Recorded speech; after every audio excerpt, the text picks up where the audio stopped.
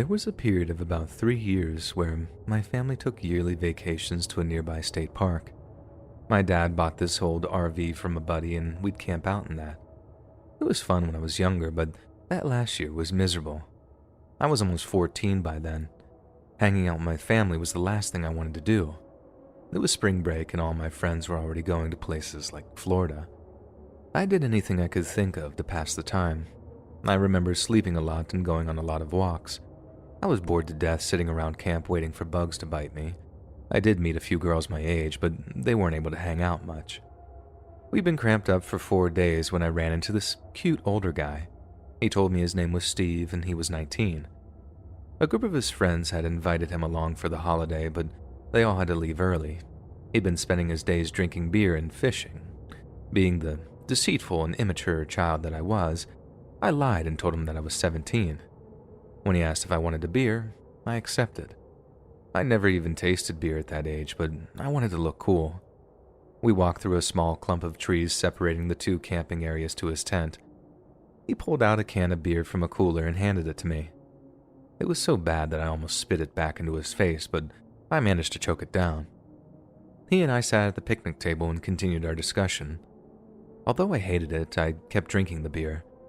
Halfway through the can, I kind of had a buzz going. Of course, at that time, I just knew that I felt really good. The taste began to improve with every sip, and I was drunk by the time I finished the first can. Steve had a fresh beer open and ready for me, and I started taking bigger and bigger drinks as the minutes passed. I was acting like a total idiot. I also began feeling very tired, and I laid my head down and listened while Steve talked, and I guess I must have fallen asleep. I remember raising my head up at one point and saw Steve standing a few feet away talking on his cell phone. I laid my head back down but soon woke up again feeling sick. It wasn't long before I started throwing up. I was so embarrassed. I kept blaming it on food poisoning and he was holding my hair back and laughing now. This probably took place over a period of hours but seemed like only minutes, and this is when things started to go south. I was finished puking and in the process of wiping off my face when a car pulled into the camping spot. I assumed one of his friends had returned. It was starting to get dark and I knew my parents would start missing me.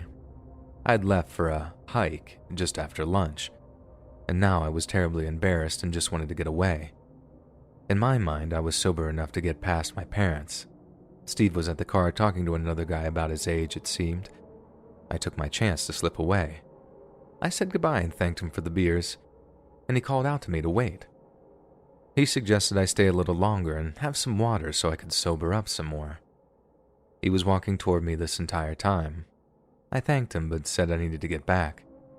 I could hear my parents calling out for me through the trees at this point. I turned again and got about 3 steps before I felt someone grab me. It was Steve. I asked him what he was doing. He didn't say anything, and I quickly realized that he was dragging me to the car. The other guy had the trunk open and was looking around. I began fighting to get away, but Steve was so strong. The closer to the car I got, the more panicked I became. I could hear the other guy saying, "Hurry up," in a rushed tone.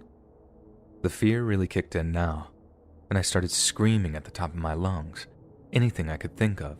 Mommy, Daddy, help, anything. My parents were yelling back at me now. It all must have become too risky for Steve, and I heard him shout some expletive, and then he let me go. I just dropped onto the paved surface of the road, but expected I would soon be grabbed again. I balled up my fist preparing to fight, but when I turned, no one was there, and I sat up in time to see Steve jump into the passenger side of the car. The car sped off with the trunk still open, and a massive feeling of relief washed over me. Then, I emptied my stomach onto the pavement everywhere once more. My dad scooped me up like I was a feather and rushed me back to the camper. It took almost an hour for the sheriffs to arrive. They put out a bulletin or whatever it's called for the car, but it was little help. I knew nothing about cars and I was too busy fighting for my life to get the plate number. Despite my protests, I was taken to the hospital for tests. After I was cleared, we returned home and waited for news. and that would be the last family vacation we'd ever go on. Sleep was hard to come by for a long time. My parents put me in counseling, which did help a lot. It truly did. And the doctor gave me a prescription in case of anxiety attacks, but I didn't need to use it very often. The hardest part was dating. I had trouble being alone around men. The majority of times I went out in groups. Drinking was impossible. The risk of being drugged or taken advantage of was too high. I wouldn't drink alone with a man until my husband and I were married. I'd like to leave you all with an important message. Young women have so much pressure on them these days. It's not just about being pretty. They feel pressure to grow up faster than they need to. And this sometimes leads to poor decisions like the one I made. I'm not going to preach here. I realize you're going to do what you want. But if you do find yourself in a similar position, pay attention to your instincts. They rarely lead you wrong. When the time comes to leave, don't worry about hurting someone's feelings. Get out of there and get to safety. Anybody that doesn't understand doesn't deserve to be your friend.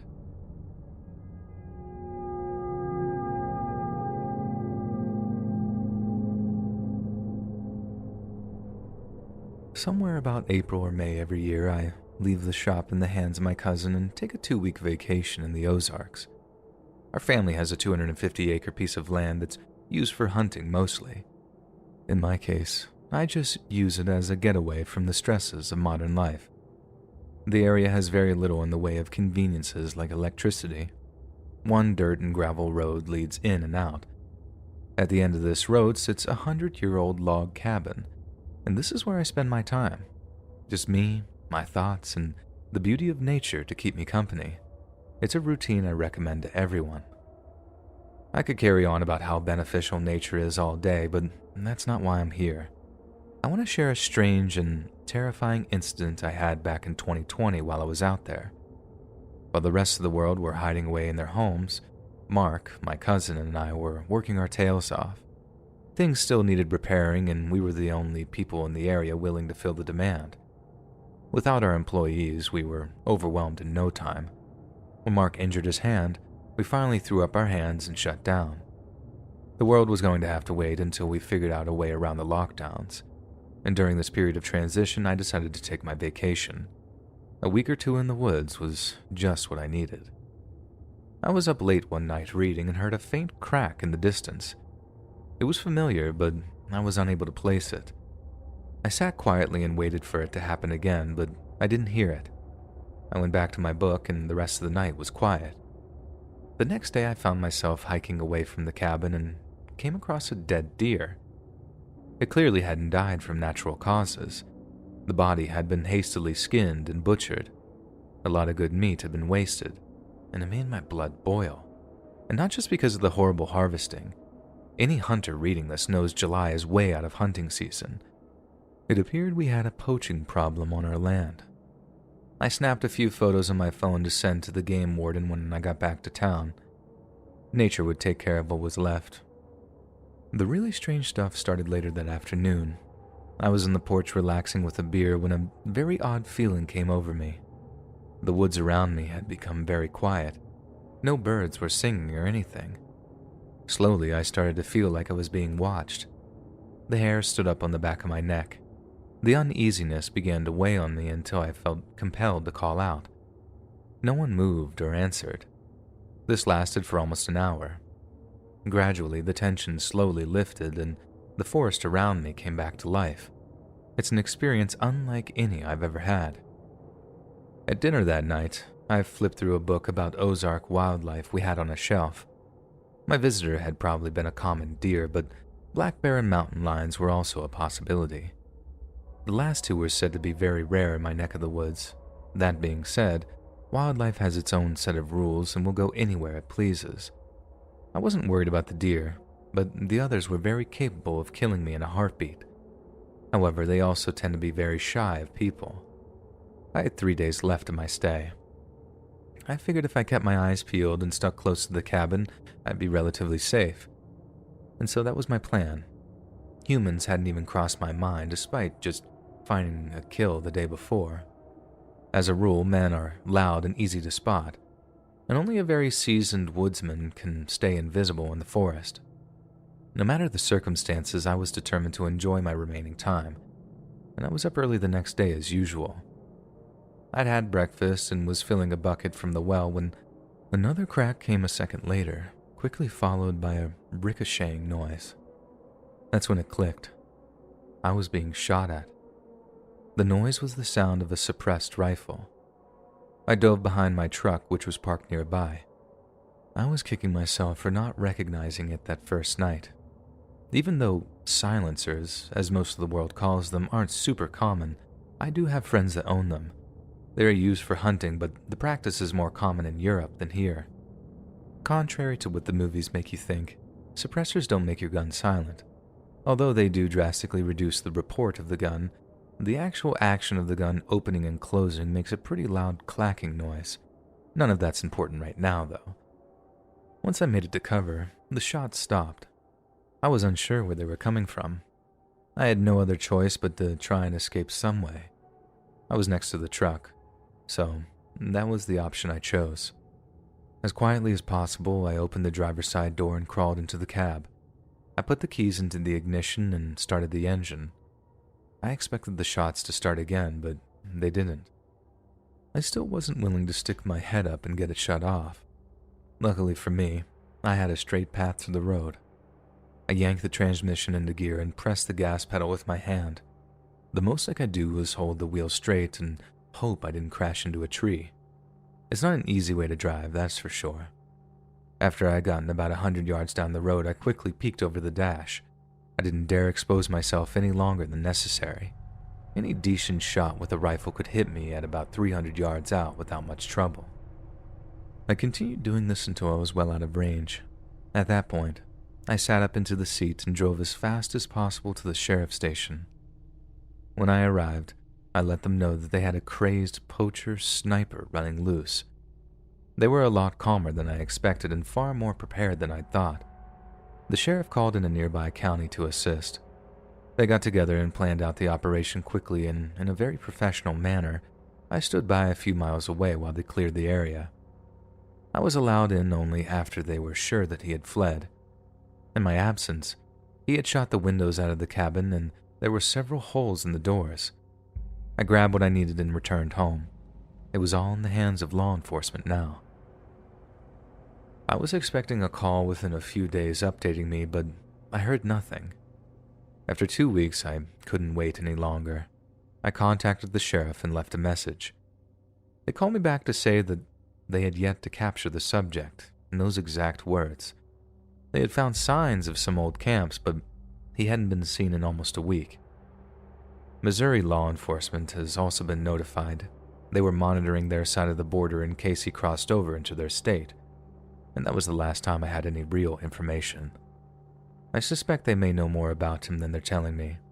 There are thousands of acres out there for him to hide in. If he's as experienced as I think, they may never find him. I check in every month or two and I'm always told that I'll be notified should anything change. And now that life has returned to normal, my cousins are planning to hunt the upcoming fall and spring seasons at the cabin. They went out to make repairs earlier this year and said they saw no sign of the guy in the area. For their sake, I hope the guy really is gone for good. And that's about all I can tell you. Until he's found, much of why he did what he did will remain a mystery.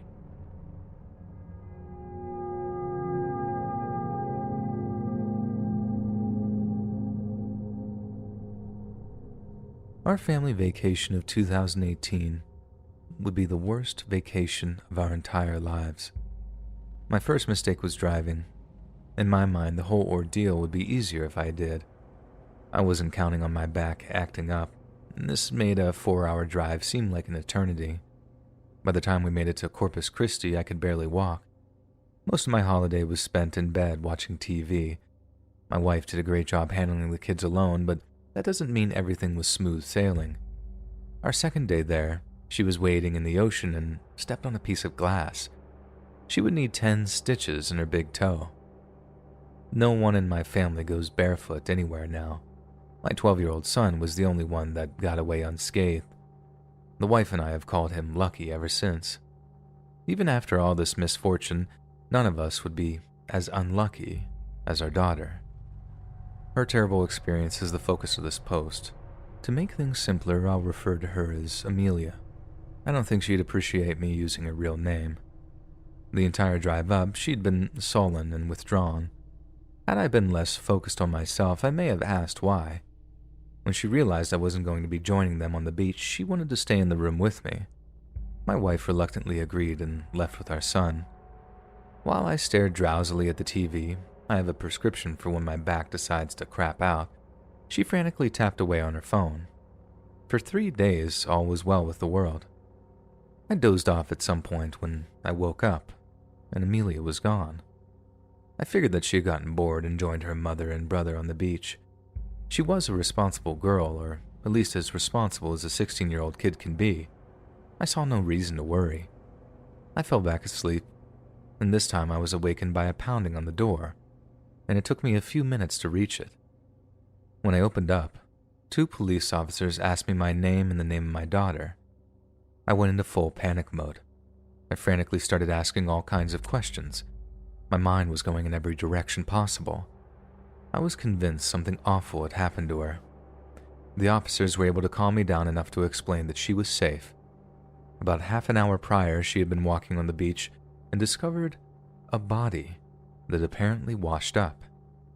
She reported it to a hotel employee and they called the police. They were there to notify us. I explained my situation and told them my wife was already down on the beach with our son. They left to find her, and I spent the better part of 30 minutes getting dressed. My wife and son were already on the scene when I arrived. Amelia was visibly shaken. I'm sure the experience was traumatic for her.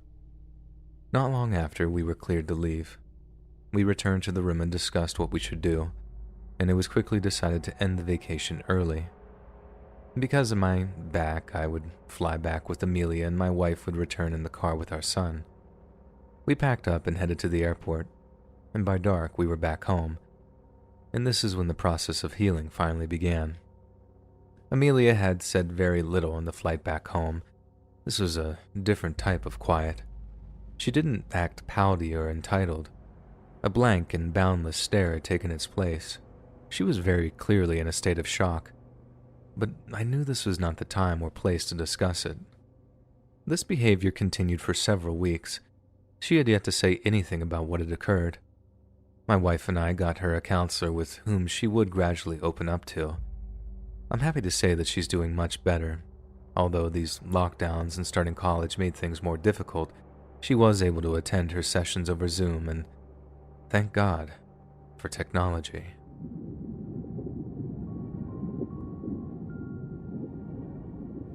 Click the join button to become a member today for exclusive content. A few of you may be aware that I was engaged once before I met my current husband. In early 2000, I was working in IT for a company in Denver, and this is when I first met Mark. We flirted for several months before he got the nerve to ask me out. Our relationship quickly became serious. Later that year, I moved in with him. Only a few months after that, he proposed and I tearfully accepted. The stress of planning the wedding left us both overwhelmed.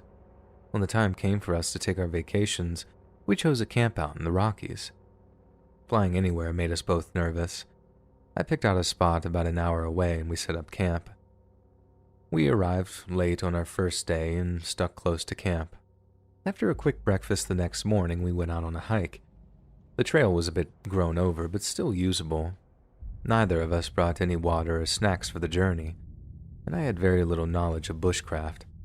I don't recall Mark ever talking about it. As a pair, we would be hopeless if we ever got lost.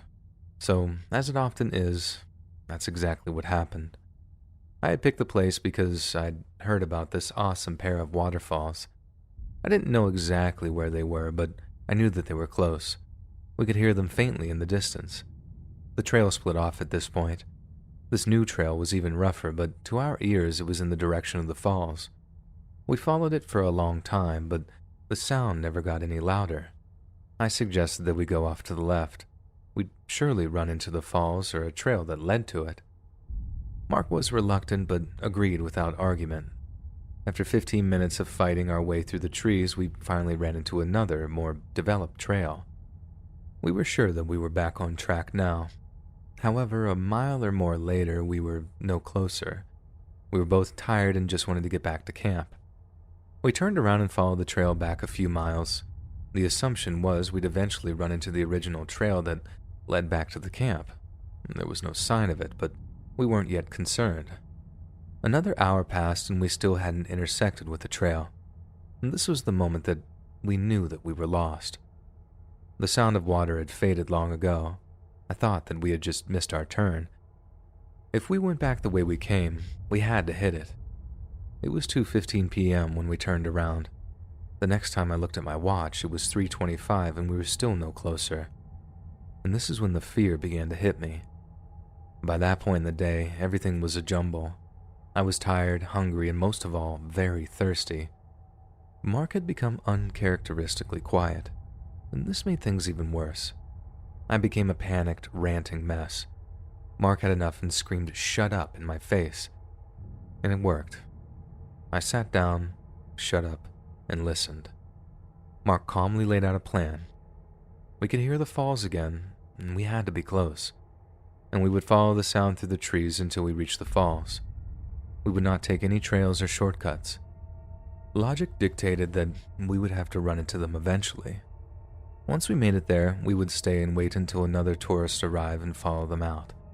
If it was dark when we arrived, we would spend the night there and wait until someone arrived the next morning. And that's just what we did. We would finally reach the falls just before dark, and I was so happy to have water. I forgot that we were lost for a while, and little did I know, the hardest part was ahead of us. A fire was out of the question. Everything was back at camp. Neither Mark nor I knew any other way to start one. We were curled up together and tried to sleep, and the hours seemed to pass like years. The night got colder and colder. No matter how close we got together, it was never enough to keep you warm, and I began to violently shiver. At some point, I could feel myself drifting off, and relief soon gave way to fear. A little voice inside of me said that if I fell asleep, I may not wake up. I turned over and started shaking Mark to wake him up. It was very hard. He was angry and asked what I was doing, and I told him my fears, but he didn't want to listen. He started drifting off again, but I wouldn't let him, and this made him furious. He flew into an angry rant about shivering or something keeping you alive. It made no sense, but it gave me an idea. I decided to make things worse by bringing up something we had long dropped, and this made Mark livid, and the fight went on for hours from there. I kept the fight going as long as I could. Mark eventually caught on and laid back down. We laughed about it and talked about our plans for the future. My idea turned out to backfire on us. We were so exhausted from the argument we couldn't stay awake. I fought the urge to sleep for as long as I could, but at some point, I slipped away. The next thing I remember is someone shaking me and yelling. I didn't want to wake up, but they kept at it until I had to. My eyes opened to the sun shining and a middle-aged man talking to me. My head ached more than it ever has, and my vision was blurry. I sat up and looked behind me. Mark was awake and looked as if though he felt like I did. We couldn't explain much other than we got lost. And just like Mark had planned, the gentleman and his wife walked us out and back to our camp. The trip was over. We packed as fast as we could and drove back to Denver, and we spent the rest of the trip under a big comforter in a bed. We probably should have chosen that from the start, and now I carry a lighter with me now whenever I go, and even if it's just a trip to the store, I never want to be that cold again. Never. An ill feeling between Mark and I spawned from that trip. Although it was never said, Mark seemed to hold a grudge against me afterwards. I had been the one who chose the location and suggested the shortcut in the woods. I'd also brought up something he believed was buried between us. It may have eaten away at him after he had time to think more about it. He made backhanded comments about me in that trip more than once. A few times he did it in front of our friends. And over time it drove a wedge between us and what led to our split. In late 2002, we went our separate ways and haven't spoken since. I harbor no ill will towards him, and I don't think he does toward me. That was a long time ago. It's not important. I mainly wanted to share my story to illustrate the importance of getting basic survival instruction and preparing for every possible emergency. I hope the seriousness of this situation drives the point home to you. Whether it's about wilderness survival or changing a tire, I discovered preparedness is always your best option. Get trained, and you'll never regret it.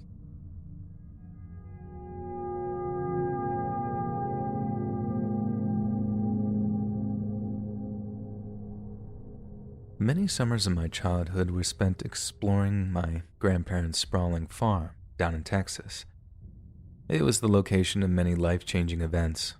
I broke my first bone there, and I even had my first kiss there. And this post is about one of those life-changing events. My first 5 years were spent at home with my mom. When I began school, Mom took a part-time job as a bookkeeper. Summer vacation came around, and the economy dictated that Mom keep working. And without Mom around to watch me, I was shipped off to my dad's parents' place. A few years on, my cousins joined me on the farm. Dad's parents were more than happy to take us in. Any farm can use an extra hand or two. The boys were put to work with Grandpa Ray, and my female cousin worked just as hard beside Grandma Ida preparing the day's meals and cleaning. This may sound like a lot to put upon a group of kids, but I assure you, we had plenty of time to mess around. My first vacation, Grandpa Ray taught me how to swim in the stock pond by throwing me in. I picked it up really quick. You'll probably be arrested if you did that now. It's not something I would have done with my kids, but Grandpa Ray was an old Marine. He had no time to coddle anyone, but it was never done out of malice. The event I want to talk about happened when I was 10. It was the infamous summer of 1980. That year still holds the record in several areas for highest temperature. I know the day I have in mind was well over 100 degrees. Had the creek and pond not been almost dried up, we would have been swimming. Incidentally, the next year Grandpa Ray bought a big above-ground pool for us all. My cousin Wade and I spent most of the morning shading ourselves under the trampoline. The area hadn't seen rain in quite some time. A web of deep and dry cracks riddled the black dirt, and he and I were curious how deep the cracks went. So, we began to dig. We got maybe 6 inches down when Wade's little sister, Beth, came outside. She wanted to swing on the tire swing, but the limb which held the rope had broken. Since I was the oldest, I was nominated to climb the tree and retie the rope. I took the rope in my teeth, and Wade boosted me up to the first limb. It appeared strong enough, but it bent considerably when I put any weight on it. Another slightly larger limb was just above it. I pulled myself up onto it and shimmied about 3 or 4 feet. I felt confident enough to sit upright and tied some weird knot around the limb. I told Beth to pull down on the tire to test it, and it held. Satisfied, I turned around and began to crawl back to the trunk. I made it back about a foot when I heard a loud crack. I yelled out, "Oh God," and the limb gave way. I didn't see my life pass before me, but things did seem to go in slow motion. The crack and the separation of the limb from the trunk, Beth's blood-curdling scream, it all seemed to last so long. Just before I hit the ground, I thought this may mean that I wouldn't get hurt, and this was a stupid idea. I landed back down with my left arm between myself and the ground. The wind was knocked out of me and I blacked out. I wasn't out but maybe for a few seconds. When I opened my eyes, Grandpa Ray was already carrying me to their station wagon. He carefully laid me down in the back seat and raced to the hospital in town. I remember very little from the ride. I may have blacked out again, and the next thing I recall was being in the ER. The doctors and nurses coming and going. Grandpa Ray assured me that I was going to be okay. Grandma Ida arrived with my cousins an hour or so later, and I found out that I'd broken my arm and had a concussion. In my teens, I began to have problems with my back. They probably stemmed from that fall, too. The doctor said, had I fallen from a higher place, I probably would have fared much worse. Despite being doped out of my mind, the process of making the cast enchanted me, and I was held overnight for observation and released the next morning. I would spend the rest of the vacation digging more holes, among other things. I still had my cast the first week of school. All my friends signed it for me, and I wanted to keep it afterwards, but My mom got the nurse to throw it away because it stunk. I would spend another 4 summers on the farm before I was old enough to stay on my own. Grandma and Grandpa became a smaller and smaller part of my lives. They had both passed away before I realized how important they were to me. I'm happy to say that the farm is still in the family, although it's much smaller than it once was. Currently, Wade and his family are living there. I visit them anytime I happen to be in their neck of the woods. The craggy old oak tree remains. A tire swing still hangs from one of its massive limbs, and it's good to see no matter how things change, some things still manage to survive.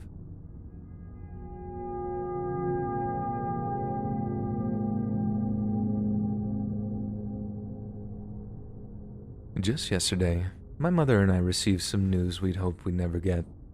According to Brazilian and U.S. officials, a set of remains were discovered in a shallow grave near some small unnamed village. Several tests were done, including dental comparisons, and it has been determined that they belong to my oldest brother, Raphael. We had lost contact with him in late 2017. The story of what happened during that period still has a lot of holes that need to be filled, but this is what little we think we know. Growing up, Raphael had been very close to my father. When our father passed away from cancer when Raphael was 15, he lost his way. Much of his next 10 years were spent searching. At 25, he was more aimless than ever. A friend suggested he join the army, and this turned out to be a blessing. Surrounded by all sorts of strong male leaders, he learned to become his own man. After 2 combat deployments, he left the military in a far better state. He wasn't quite ready to give up helping others yet, though. He found a non-profit providing aid to indigenous groups throughout Central and South America. Raphael joined them and remained with them for 3 years. During this time, he made a lot of friends. Many he stayed in contact with when he returned to America. After he left the non-profit, he traveled the country and explored. He slept on friends' couches and worked odd jobs, and this is the point in which we lost contact with him. It wasn't out of the ordinary to go long periods not speaking to him. We were confident in his ability to take care of himself. And here's where I'm forced to go by second-hand information and assumptions. After not hearing from him for almost 6 months, Mom and I became concerned. We contacted every friend we knew of and got no real answers, at least not at first. A week went by and we received a call back from one of Raphael's co-workers with the aid group. Through another person, he was contacted and told Raphael that he had taken a vacation trip back to Brazil to see some friends. A man he met online joined him. The friends in Brazil verified that Raphael had visited them once and promised to return one more time before leaving the country. He had been accompanied by the unknown man, who himself was Brazilian. The friend said that he was very quiet and almost unfriendly toward them, and this is the last time anyone can verify him being alive. Nobody we've spoken to knows the identity of the man he'd taken with him on the trip. It was suggested that he was along to serve as a guide and interpreter, but most of his coworkers asserted that Raphael spoke Portuguese and a couple native languages relatively well. Not to mention, he knew his way around much of the country. Those places he wasn't aware of, he wouldn't have any problem finding willing locals to assist him. He was well known and liked, especially among many in the native community. And that's about the extent of what we can share with you. We are grateful to the authorities here and in Brazil for all the effort they put forward to bring our Raphael home to us. That said, I can't pretend to be happy with the result. To date, very little is known as to how he lost his life. The cause of death was ruled as undetermined. My hope is that the unknown Brazilian man will soon be identified, and he can fill in all the empty spots that currently exist. I'm afraid to say, until then, we are left with far more questions than answers. I want to thank all of those who helped us in our search and provided the information needed that led to the discovery of Raphael's body. Should any important updates arise, we will be sure to share them with you all here. I also want to thank everyone for their support in this terribly trying time. You have been a light when all around us seems so dark.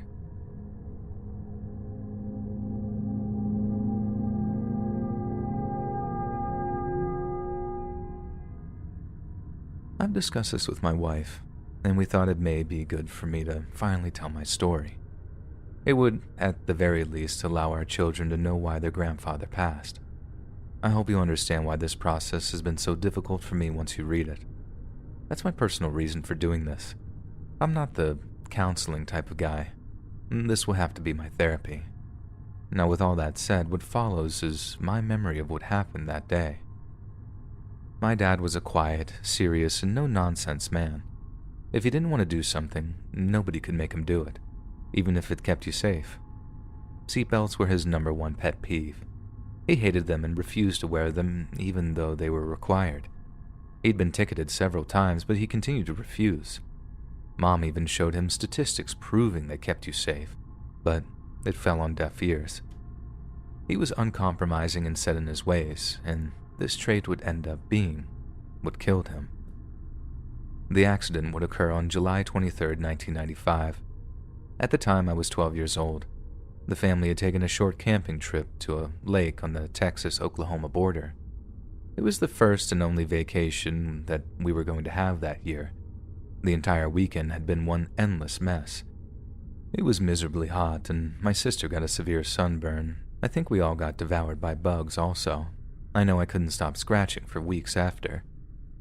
That morning we were driving back through Oklahoma. Everyone seemed to be driving ridiculously slow and dangerously.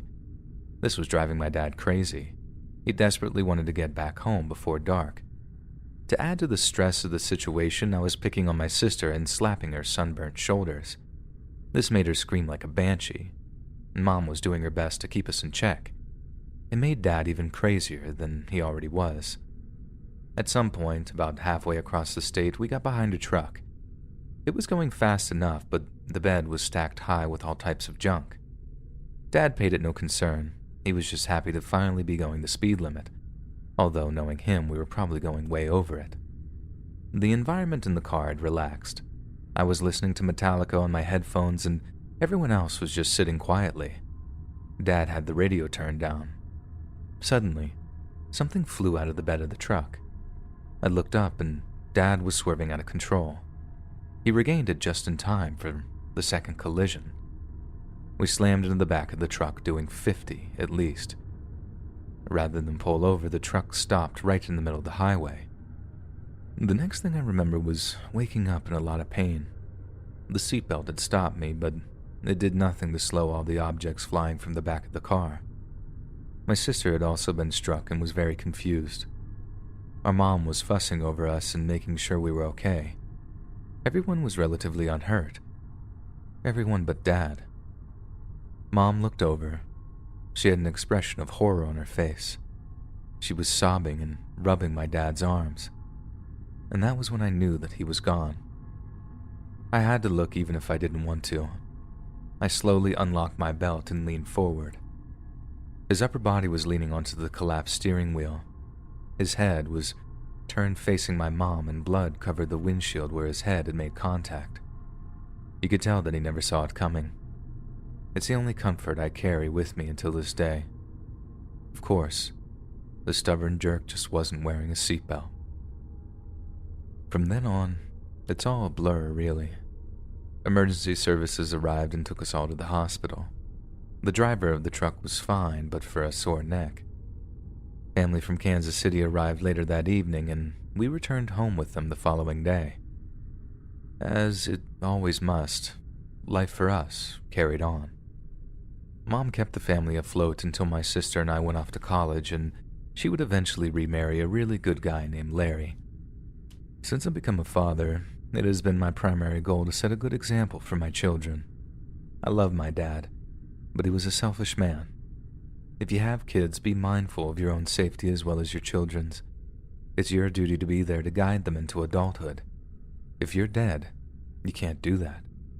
But that's just my 2 cents. Thank you to all who took the time to read this, and I hope it helped you all as much as it helped me.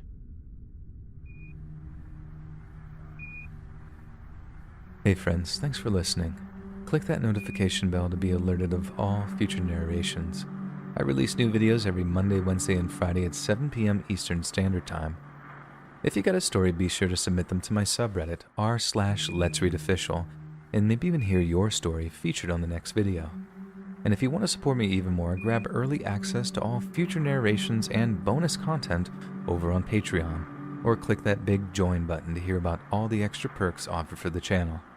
And check out the Let's Read podcast, where you can hear all of these stories in big compilations and save huge on data, located anywhere you listen to podcasts. Links in the description below. Thanks so much, friends. And remember, sometimes we say nice things.